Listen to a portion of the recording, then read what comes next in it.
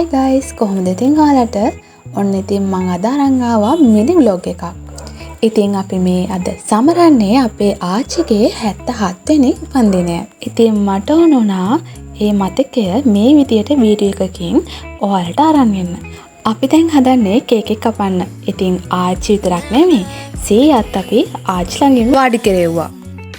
ඉතින් මේ තියෙන්නේ ආච්චි වෙනුවෙන් අපි අරන් ආපු කේක් එක.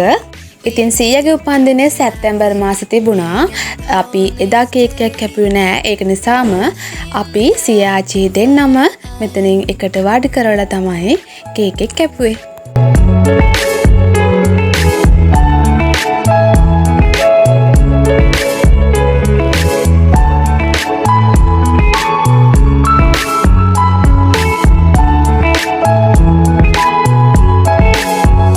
ඉතින් මුලින්ම හාහාපුරා කියලා කේක් කෑල්ලක් කන්න හම්බුනේ සීයාට. ඊළඟට වයස පිළිවෙලට තමයි කේක් කවන්න ගත්තේ. මුලින්ම ආච්චිගේ ලොකු දුව, ඊළඟ දුව ඒ විදියට ඔන්න කේක් කවන්න ගත්තා. ඊට පස්සේ පවුල හැමෝටම කේක් කවපු විදිය අපි දැන් බලමු.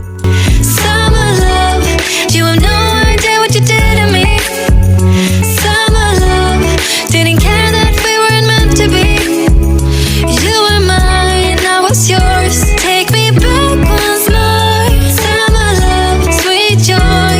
Where did you go?